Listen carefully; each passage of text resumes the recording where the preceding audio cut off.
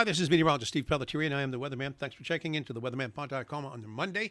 It's the 10th day of the month of November, 2025, and it's the 50th anniversary of the loss of the Edmund Fitzgerald in Lake Superior. Now, information about this is given to us by our good friend Jeff Morrison, who has always been interested in weather since he was a small kid, and he has been collecting New Jersey weather data for 50 years. And has been providing local observations to us here at Ion Weather since 1979. Jeff has been a longtime member and friend of the North Jersey Weather Observers, along with being a local Kokoros Community Collaborative Rain and Hail Snow Network observer in Somerset County.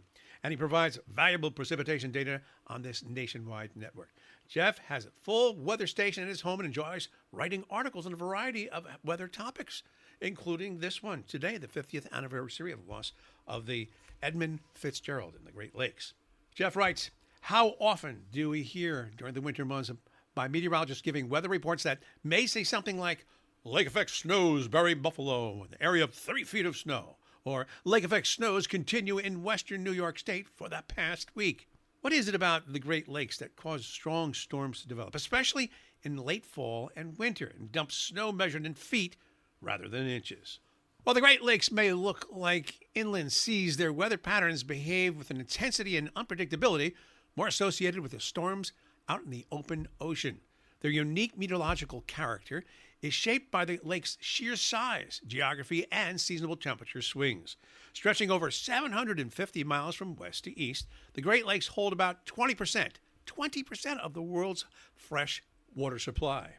Their vast surface allows winds to build strength-generating waves that can rival or exceed ocean storms. However, unlike the ocean, the Great Lakes are surrounded by land masses, which can funnel and amplify storm systems. In addition, cold Arctic air can sweep down from Canada, meeting the relatively warm lake waters, creating sharp temperature contrasts that intensify the wind and precipitation. In winter, these effects can produce the blinding lake effect snow.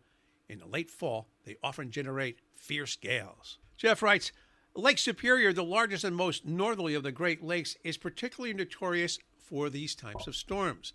Its size, 350 miles long, 160 miles wide, and averaging about 500 feet deep, gives it the characteristics needed to grow massive waves to unbelievable heights. The lake's remoteness also means that weather systems can develop quickly, with little advance warning, leaving ships that traverse the lakes potentially vulnerable. By November, the lake's surface water retains warmth while surrounding air temperature drops quickly, fueling powerful low-pressure systems that can sweep across the region. We're seeing some of those high pressures moving down on this Monday and Tuesday across the Great Lakes, so maybe some lake effect is going to be happening there. Now, back to Jeff's article. November 10th, 2025 marks the 50th anniversary of the sinking of the freighter, the Edmund Fitzgerald. Launched in 1958, the Edmund Fitzgerald took its name from the president of Northwestern Mutual Life Insurance, which commissioned the ship. The Fitz was 729-foot freighter and the largest in the Great Lakes at the time. So 729 feet in 1958 was the max on the Great Lakes.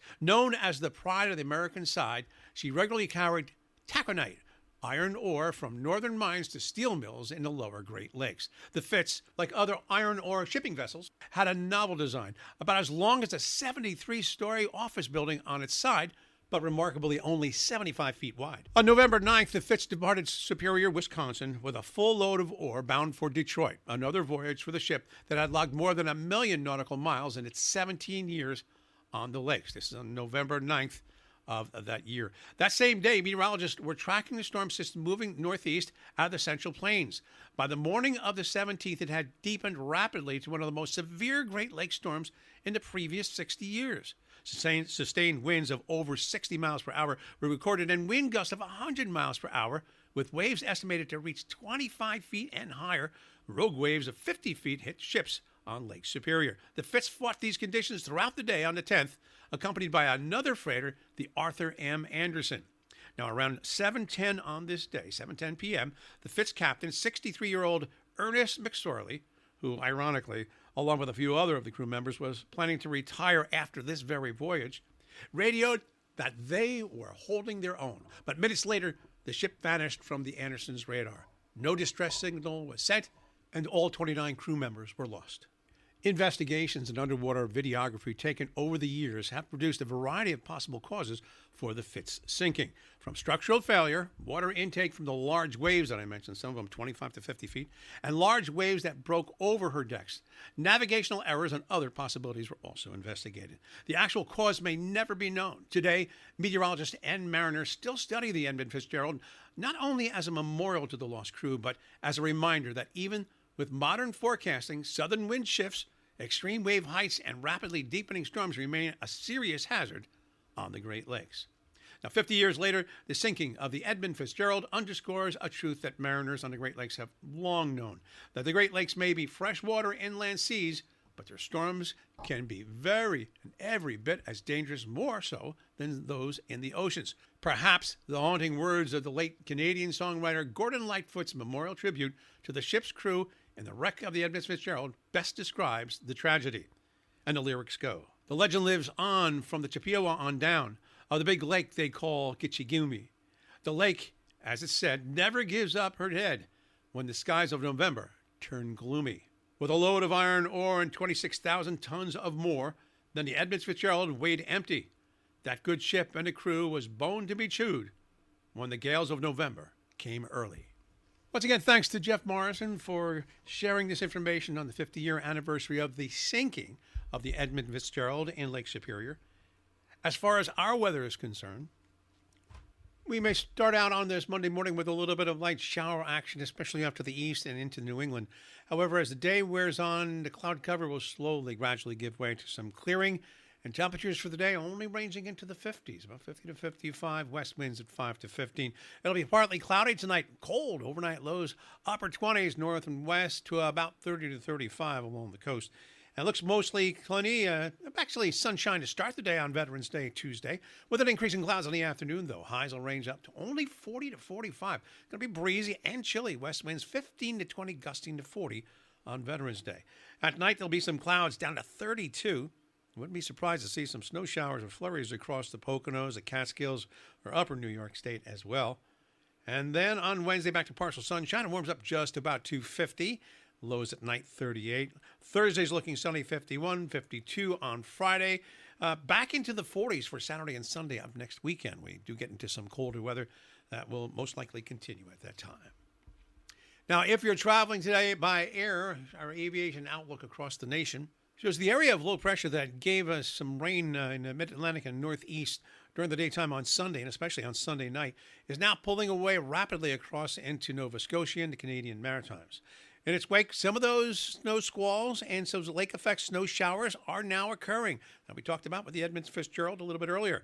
The strongest of the snow squalls will be just to the south of Lake Superior, just to the east of Lake Michigan, south of Lake Erie and Lake Ontario, probably just around the Buffalo to Rochester area in New York State, and around Cleveland, Hopkins County, throughout much of northern Ohio, actually northeastern Ohio. So some of that is happening, so that will cause some delays if you're going into Cleveland or to Detroit or even into the Chicago area. There will be some very windy conditions for the early portion of the day, but drying out as the day wears on. Also, because of the gusty northwest winds or westerly winds, there will be some delays in New York, LaGuardia, and JFK, less so in JFK, but more so in the other airports because of those winds and restricted runways. Fair weather, but windy in Atlanta. Good weather in Central and South Florida, Houston, Dallas, all looking good. Minneapolis, St. Paul, just cold, but getting warmer. It looks like dry weather in San Diego, LA, San Francisco, but rainy weather returns to Pacific Northwest in Portland and in Seattle. I'm meteorologist Steve Pellettiere. Thanks to Jeff Morrison for giving us that information on the Edmund Fitzgerald, or the sinking of the Edmund Fitzgerald. The anniversary is on this date, the 10th of November. So thanks to Jeff. Hopefully we'll get some more stories from him. Maybe we can get him to come on weathermanpod.com at some point in the future, but right now, I hope you have a good day, and we'll talk to you first thing on Tuesday. I know it went a little bit long today, but I think it was worth it. Have a great day. Take care.